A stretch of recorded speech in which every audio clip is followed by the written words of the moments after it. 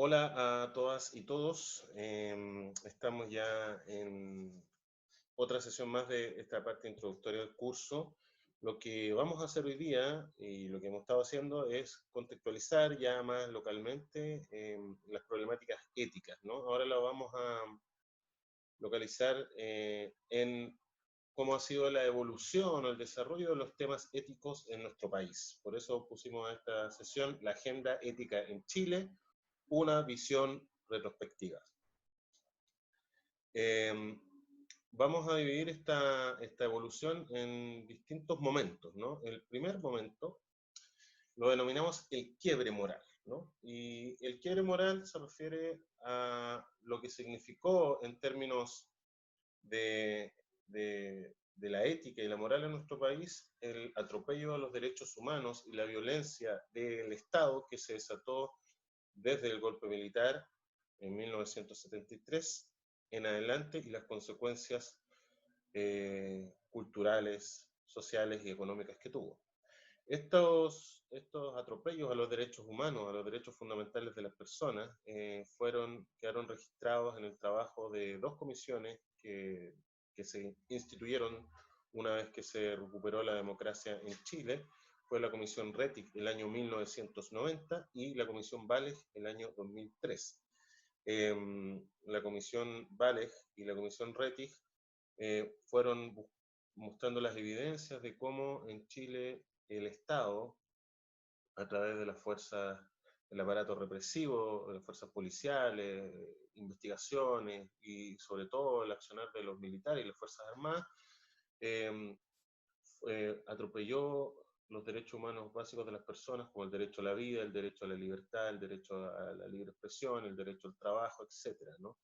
Esto significó que se torturó personas, que se les privó arbitrariamente de libertad, que se asesinó personas, que se hicieron desaparecer personas que aún no se encuentran sus cuerpos, que se las obligó a abandonar el país o abandonar sus trabajos, etcétera, ¿no? Toda esta serie de abusos cometidos durante la dictadura militar desde el año 73 hasta el año 89 constituye un quiebre moral. ¿Por qué? Porque en el fondo lo que va a ocurrir acá es que el opositor, aquel que se revela contra la dictadura cívico-militar va a aparecer como un enemigo que es un obstáculo para poder lograr la estabilidad, la paz, el orden, la seguridad nacional. Y en el fondo, para poder lograr estos fines políticos, ¿no? Cualquier medio es válido.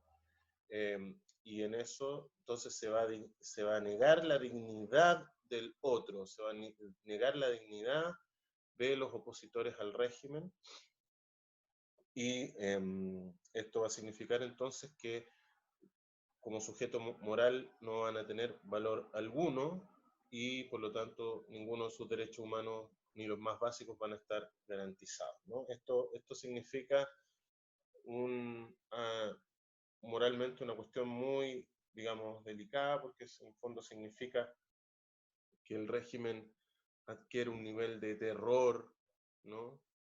Sobre un sector importante de la población que va a producir una convivencia cotidiana con el miedo, con la violencia, y que va a dejar sus huellas, digamos, durante mucho tiempo en nuestro país. El segundo momento lo podríamos llamar el destape moral. El destape moral chileno podríamos ubicarlo según la especie de cronología que sugiere Mauricio Correa en su libro Chile, la transformación ética, desde 1989 hasta el año 2000. Básicamente lo que ocurre en el destape moral chileno, una vez que en el año 89 se ocurre o comienza la transición desde el régimen o dictadura militar a gobiernos civiles, es que poco a poco, en un marco de una muy frágil y muy, digamos, muy encorsetada, muy restringida democracia, va a aparecer la temática de las libertades individuales, los llamados temas valóricos, ¿no? Van a aparecer como una cuestión muy ligada a la moral personal y a la moral sexual, y va a generar un ruido muy grande entre los sectores conservadores ligados a la Iglesia Católica y a la Iglesia Evangélica, versus sectores más laicos, liberales, modernizantes que hay en nuestra sociedad. Va a haber una especie de comienzo, tímido comienzo de discusión de ciertos temas culturales dentro de la esfera de opinión pública en estos dos bandos, digamos, que se van a surgir, ¿no? ¿Qué temas van a aparecer? La vida en pareja, el divorcio, el aborto. Durante un tiempo se va a hablar mucho de la permisividad de la sociedad respecto a las conductas de los jóvenes, en particular a las conductas sexuales, al sexo premarital, a las drogas, el alcoholismo, etc.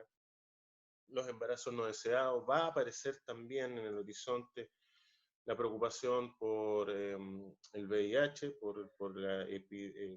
digamos, la enfermedad del VIH, y también, digamos, se lo va a vincular de una manera muy prejuiciosa y muy negativa a grupos de nuestra sociedad con sexualidades, digamos, no, no binarias, no como los homosexuales, etc., ¿no? Como algunos hitos de este periodo van a ser la prohibición de la censura que hubo para la película de Martin Scorsese, La Última Tentación de Cristo, el revuelo que produjo un experimento social que se llamó la Casa de Vidrio, ¿no? Y también lo que se ve un poco acá, que es el año 2002, pero es de alguna manera parte del mismo fenómeno, las fotos que tomó Spencer Tunick en nuestro país y también el alboroto que se generó, ¿no? Lo que se atestigua acá es con cierta preocupación, digamos, y como un cambio en la sociedad, una mutación cultural, sería una liberalización de las conductas sexuales de los chilenos, ¿no? Y hubo de alguna manera aquí una discusión entre quienes sostenían de que en realidad esto ocurría porque había una crisis moral que tenía que ver en el fondo con que los chilenos no estaban siendo capaces de reconocer los auténticos valores eternos que tenían que organizar la sociedad y que coincidían mucho con los valores que propone la religión católica.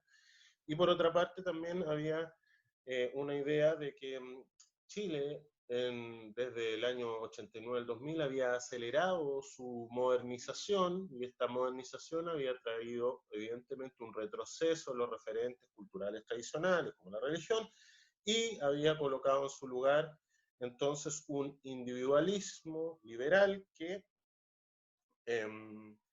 traía aparejado un subjetivismo y un relativismo moral, ¿no? Y esto estaba produciendo entonces ciertos desórdenes en las conductas, etc.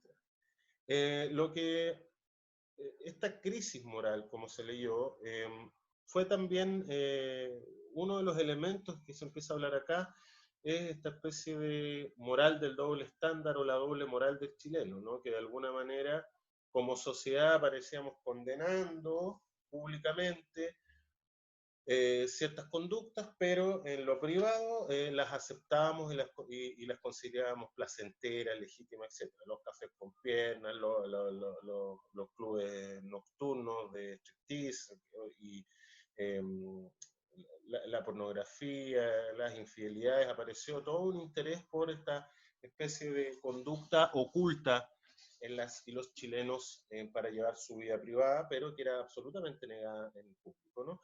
También otro elemento es la ambigüedad moral. En el fondo se convive por una manera con una aceptación de ciertas normas morales, con una fuerte crítica. También hay eh, aparición de fuertes convicciones y grupos con convicciones muy fuertes conviviendo con grupos que dudan de cierto código moral heredado.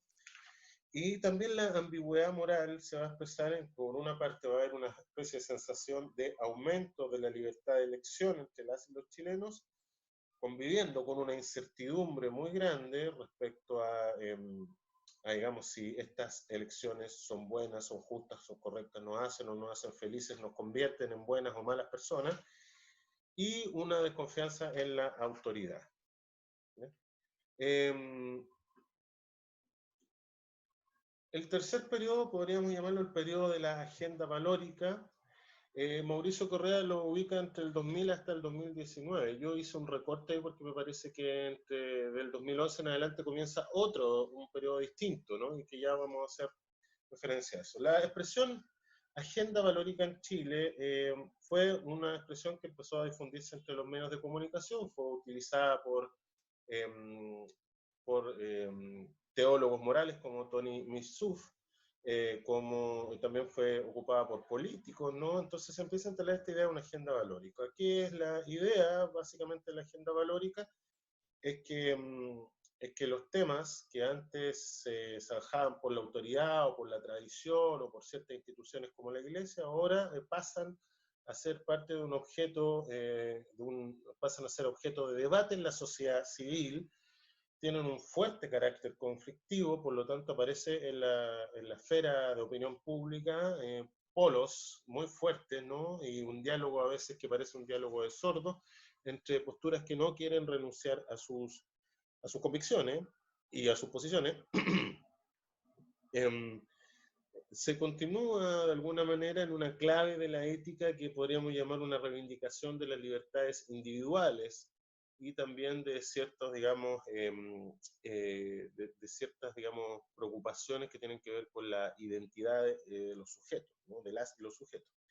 ¿Cuáles son los temas de este periodo? Por ejemplo, la anticoncepción de emergencia, la famosa, o la que fue en su tiempo la famosa píldora del día después, el matrimonio entre parejas del mismo sexo, el aborto, desde luego, la eutanasia, la legalización de ciertas sustancias con fines recreativos como la marihuana, y esta agenda de alguna manera formó parte de las campañas políticas, de la discusión en los medios de comunicación, estuvo en boca del periodismo, ¿no? ¿Cuáles fueron los hitos de este periodo?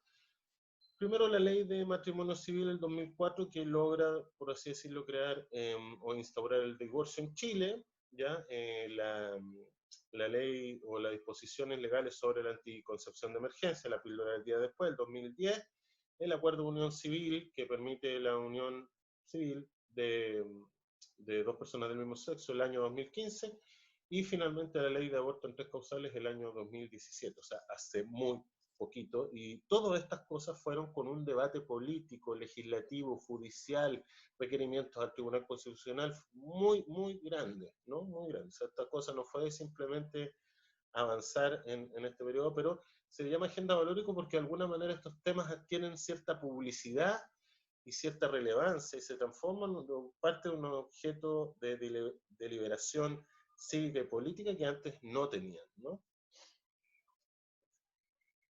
La cuarta etapa la vamos a denominar junto con Mauricio Correa la agenda ética. Yo planteo que esto comienza más o menos alrededor aproximadamente del 2011 y continúa hasta el 2019. ¿Qué es lo que aparece acá? Para mí es muy clave que dejamos de leer los temas que tienen que ver con la ética y la moral en nuestro país exclusivamente desde el punto de vista de las libertades individuales y aparece, por así decirlo, las instituciones impugnadas por esta sociedad civil que sigue buscando nuevos espacios de libertad individual, pero que ahora manifiesta un malestar, un descontento por el modo en que funcionan las instituciones políticas. En este periodo, digamos, va a transformarse en un tema muy relevante la corrupción política y la corrupción empresarial, o, por así decirlo, como se dijo en algún momento, el matrimonio incestuoso entre política y empresa, entre política y dinero, ¿no? El financiamiento irregular de la política, la colusión de las farmacias, de los pollos, del papel tisú, de los supermercados, el caso Cabal, el caso Penta.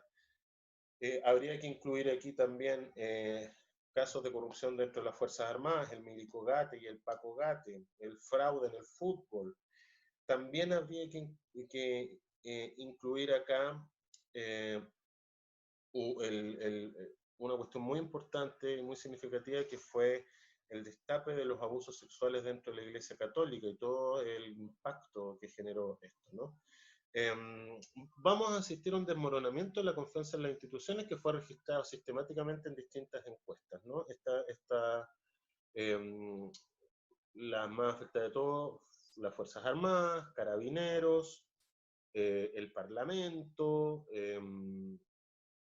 el Poder Judicial, la Iglesia Católica, van a ser instituciones que ya no dan seguridad a la sociedad y que por lo tanto son objetos de cuestionamientos, de crítica y de una constante actitud de sospecha desde la sociedad hacia estas instituciones. A esto habría que sumarle un marco de ansiedades globales muy importante que se va a gatillar producto de la crisis económica del 2008, la famosa crisis de la subprime, las crisis migratorias, que estuvieron relacionadas con distintos fenómenos bélicos que ocurrieron en la primera mitad del siglo, digamos, de los primeros 10 años del siglo XX, ¿no? La crisis de los refugiados sirios, distintos problemas migratorios que empezaron a ocurrir en todas partes, en Latinoamérica también, y el auge de los movimientos populistas, ¿no? Empieza a instalarse esta palabra en los medios de comunicación, populismo de izquierda, populismo de derecha, que en el fondo vienen a dar cuenta de una crisis profunda de la democracia, ¿no? Según Mauricio Correa, en esta época vamos a asistir a una respuesta institucional que él denomina una suerte de maquillaje ético. ¿Qué consiste este maquillaje ético? En el fondo es tratar de generar algunas tímidas reformas en las instituciones a través de códigos de ética, ¿ya? A través de cursos de ética. Ustedes saben, ¿no? Los famosos cursos de ética que mandaron a Délano, y a el Choclo Délano y a Lavín, no el alcalde, sino que Gustavo Lavín, creo que se llama el otro empresario, que pagaron su fraude, digamos, asistiendo a cursos de ética. Y finalmente, ¿no? Con la respuesta que se generó con la institución de la Comisión de Engel, que quería regular justamente las relaciones entre política y dinero, ¿no? ¿Cómo en el fondo esto fue una respuesta a cómo arreglar la ética en las instituciones en Chile? Bueno, lo que la Comisión Engel propuso fue que necesitábamos un sistema educacional que formara en ciertos valores cívicos, ¿no? A través de una formación cívica específica, para lo cual se adaptó también el currículum, una férrea defensa de los derechos humanos, que se aumentaran las defensas y garantías de los derechos de ciudadanía, porque hay una conexión entre los derechos de la ciudadanía y la posibilidad que hay de defender los derechos humanos cuando estos son atropellados por el Estado. Por lo tanto, necesitamos más derechos ciudadanos para poder defender adecuadamente los derechos humanos. Y finalmente, sistemas de códigos, protocolos y un montón de cosas que garanticen la integridad del comportamiento de los funcionarios públicos, pero también de otros sectores importantes de la sociedad, ¿no?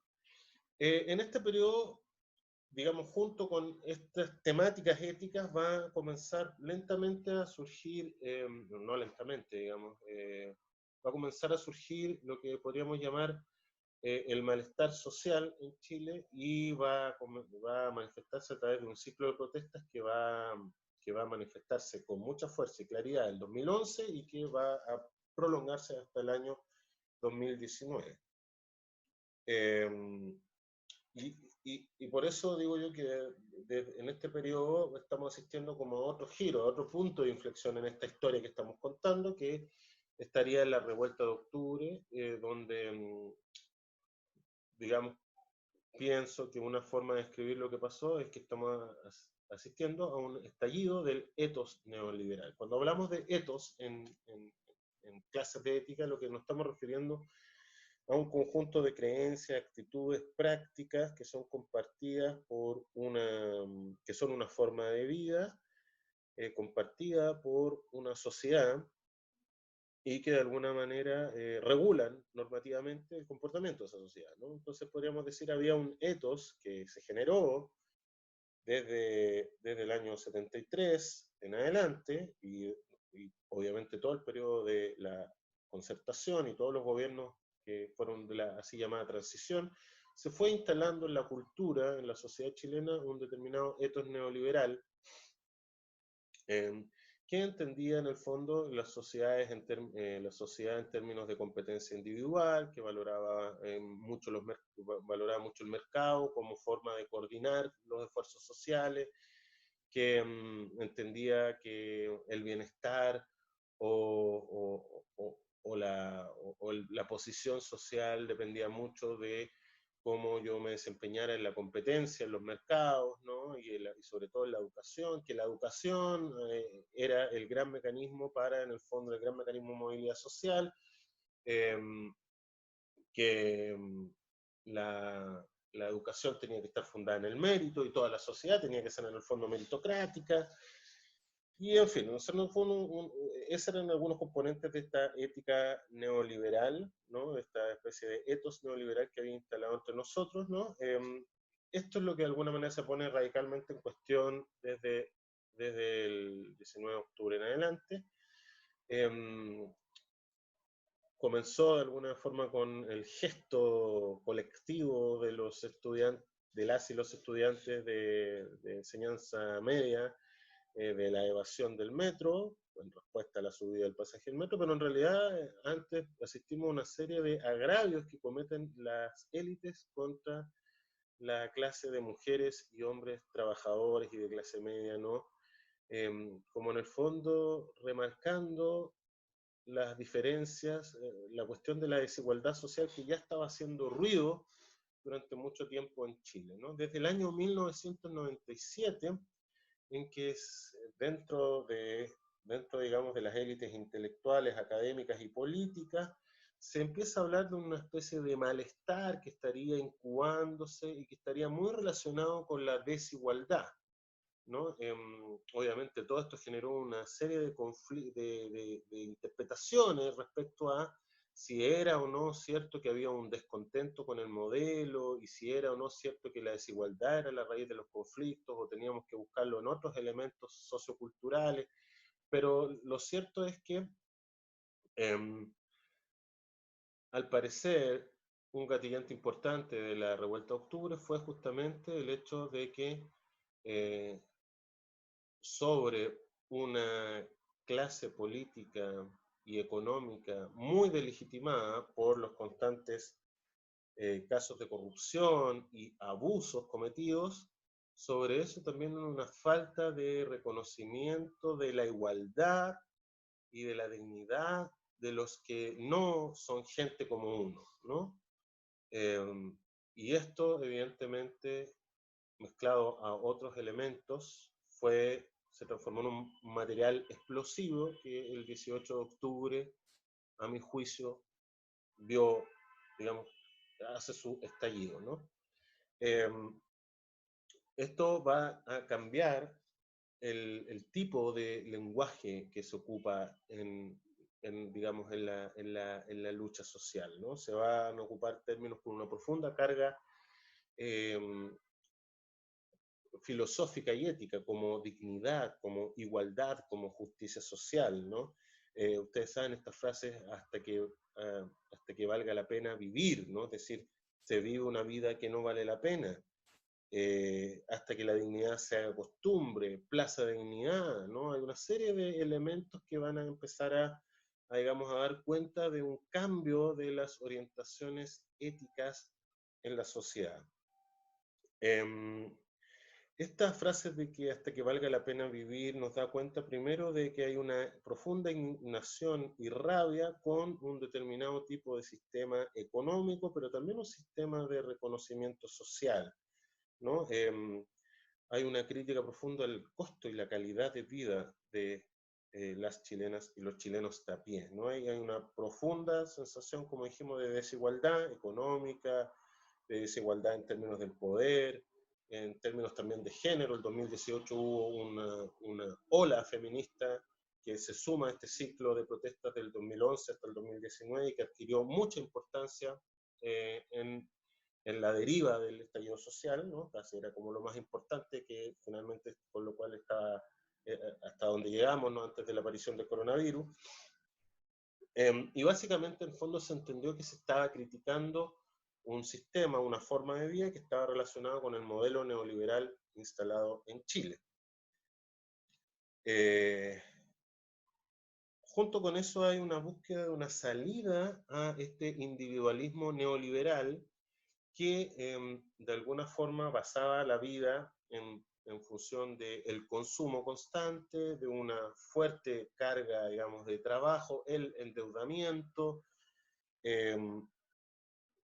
pero que se suma a fenómenos más globales, que ya habíamos dicho que venían pasando, el declive, el eclipse de la moral tradicional, por una parte, y la entrada en nuestra sociedad, a medida que aumenta sobre todo el acceso a la educación y aumenta también y cambian también las formas de los medios de comunicación y las dinámicas culturales, se abre en la sociedad chilena lo que podríamos llamar, o que algunos llaman los valores postmateriales, que en el fondo van a enfatizar más que no va a ser tanto para la sociedad lo importante la seguridad en términos económicos y en términos de policiales, por ejemplo, establecida en términos de crecimiento económico, estabilidad social, etcétera, sino que los valores de la autorrealización y la participación se van a transformar en elementos muy importantes, ¿no? Es decir, va a haber un deseo de, por una parte, de cada cual de poder realizarse, de poder ser feliz, ¿no? Y de remover todo aquello que impide la felicidad, estas condiciones institucionales, materiales, pero por otra parte también sentirse partícipe de una sociedad, es decir, no estar aislado, no verse a uno mismo como individuos aislados, solos, es decir, reconstruir una cierta solidaridad distinta al individualismo hedonista, consumista, narcisista que se relaciona con el sistema neoliberal. La respuesta, digamos, institucional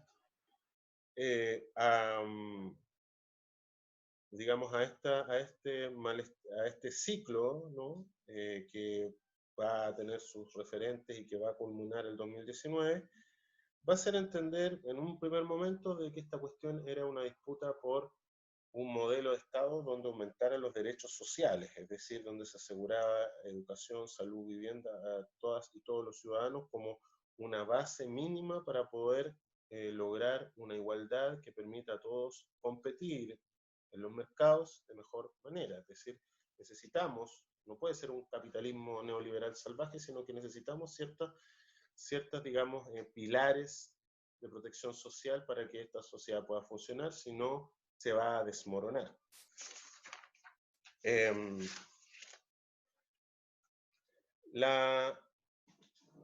Lo que va a aparecer en digamos, haciendo una lectura muy rápida y tomando, digamos, todo esto es una cosa que está en elaboración, pero va a aparecer un protagonismo muy importante de la emocionalidad o de los afectos políticos, ¿no? Va a parecer que las respuestas institucionales centradas en lo que es racional, por ejemplo, no se puede pagar desde el punto de vista económico, no, esto no resulta del punto de vista de la lógica judicial, va a ser cuestionado por una reivindicación desde aquellas y aquellos que protestan y se rebelan de ciertas emociones, ¿no? Y por lo tanto ahí va a generar una especie de cortocircuito con unas instituciones que entienden su relación con la sociedad en términos muy económicos, en términos muy judiciales y peor aún en términos muy policiales, ¿no? Es decir, responden a un sentimiento de indignación y rabia, criminalizando, policializándolo y también, digamos, convirtiendo a las personas que protestaban en enemigos finalmente del Estado. Y ahí es donde en el fondo esto fue, a mi juicio, echarle benzina a la hoguera, ¿no? Lo que se evidencia durante gran parte de las jornadas de protesta es un uso desmedido, descontrolado y muy poco profesional de las fuerzas, de la fuerza por parte de los organismos de represión del Estado, que va a tener efectos en una gran cantidad de chilenas y chilenos. El ejemplo más, digamos, más terrible son los estallidos de los globos oculares, ¿no? Se va a producir una verdadera ruptura entre la sociedad y las instituciones de orden y seguridad, y que probablemente hoy día el gran desafío va a ser cómo reconstruir esa relación, ¿no? Si es que es posible reconstruirla en esos términos, ¿no? Por otra parte, también va a ocurrir y eso es lo que estaba ocurriendo de alguna manera cuando ya habían pasado varios meses desde octubre, que va a haber toda una discusión respecto al espinudo tema de la violencia en la protesta, ¿no? Es decir, eh, ¿es legítima, no es legítima? ¿Hasta qué punto? Eh, ¿Quién está detrás de esta violencia? ¿Con qué fin? ¿Cómo es que se puede controlar? ¿Cómo se puede salir de esto?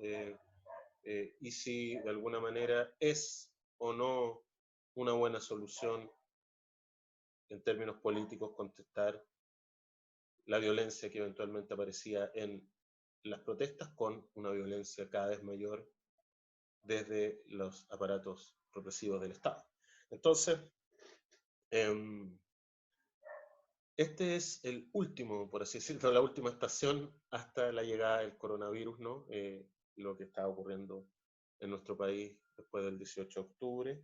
Esta es una lectura muy rápida, pero quiero simplemente ir reconstruyendo un poco cómo se han ido dando las distintas estaciones para ver en el fondo en qué plan nos pilla. Y ustedes también van a tener que ver si esta construcción que les hago yo les hace sentido. Les dejo algunas preguntas, ¿no? ¿Qué vocabulario ético aparece? ¿No? Ya mencionamos algunas palabritas, pero denle ustedes una segunda vuelta a esa pregunta. ¿Qué vocabulario ético-moral aparece en estas últimas etapas de nuestra historia ética? ¿En relación a qué demandas? ¿Quién demanda qué a la sociedad? ¿Cuáles son esos actores que demandan? ¿Qué etos viven? ¿No? ¿En qué etos habitan ahora? ¿Cuál es la respuesta del sistema? ¿Y cuáles son los presupuestos éticos del sistema? ¿Quiénes están a cargo del sistema? ¿Qué valores son o qué configuración de valores son los que tienen esas personas que están a cargo del sistema? ¿Cómo se ha construido el debate público en los medios respecto a el 18 de octubre? ¿Cuáles son las grandes líneas de interpretación de lo que pasa? Todas esas cosas tenemos que pensarlas actualmente. Así que les dejo esa inquietud y les agradezco haber asistido a esta clase sobre las agendas éticas en Chile. Que estén muy bien, quédense en casa, cuídense, lávense las manos, salgan traten de no salir y nos estamos viendo prontamente.